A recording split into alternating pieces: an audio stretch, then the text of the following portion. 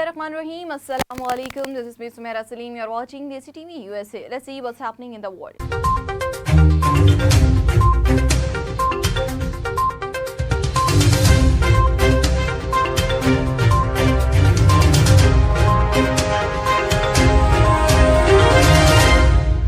President Joe Biden signing the PACT Act into law, a bill that will expand healthcare to renters exposed to toxic burn pit during their military services.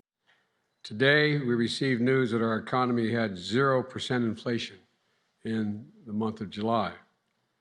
0%. Here's what that means. While the price of some things went up last month, the price of other things went down by the same amount. The result, zero inflation last month, but people are still hurting, but zero inflation last month. Economists look at a measure of inflation that ignores food and energy prices, and they call it core inflation.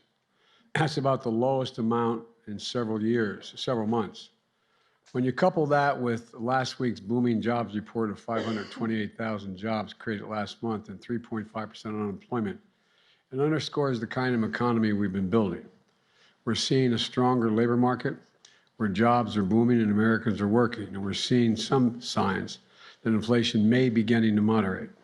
That's what happens when you build an economy from the bottom up and the middle out.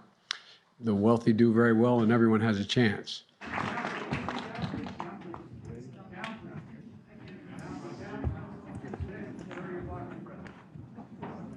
That's okay. All right.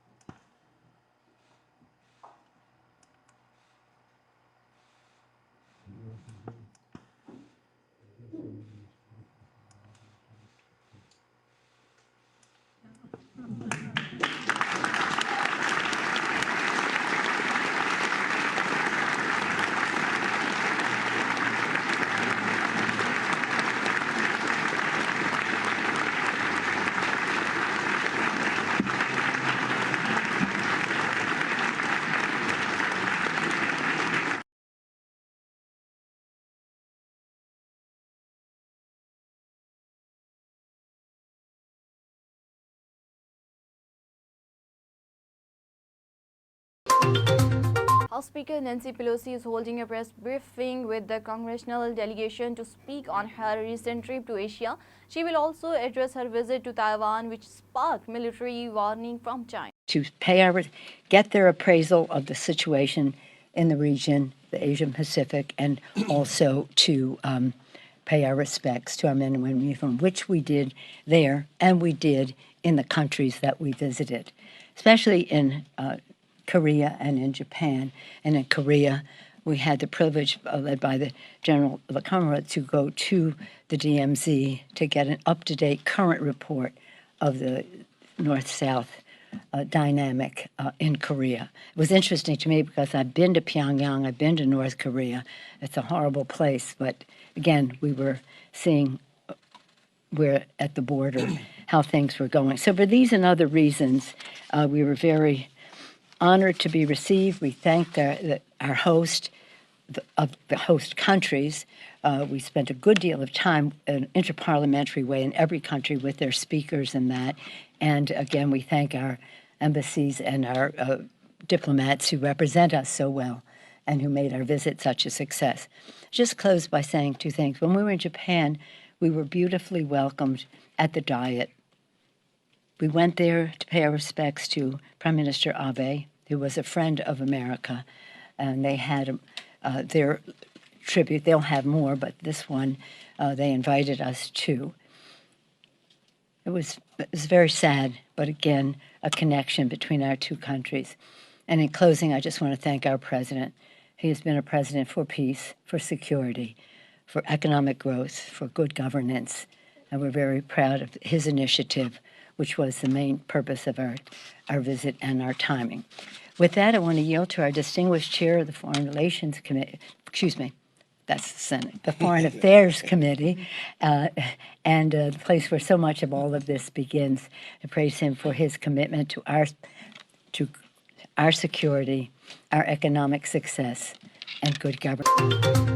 The Iran nuclear deal, known as the Joint Comprehensive Plan of Action (JCPOA), was signed in 2015 between Iran, Britain, China, France, Germany, Russia, and the United States.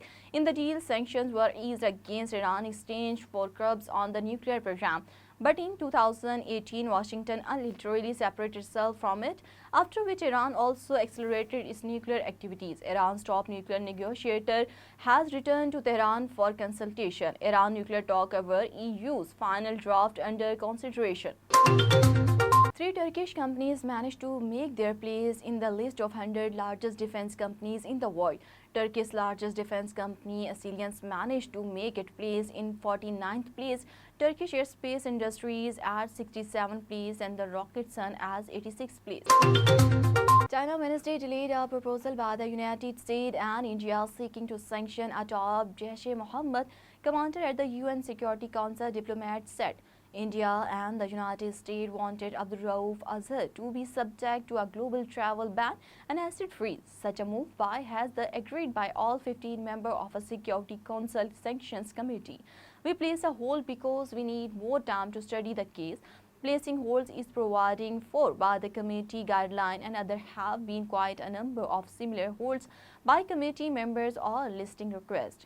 A spokesperson of China's mission to the United Nations told Reuters the U.S. Treasury designed Azhar in 2010, accusing him for urging Pakistan to engage in military activities and organize suicide attack in India. That's all for now. Keep watching DESI TV USA. Log into our website, DesiTVUSA.com.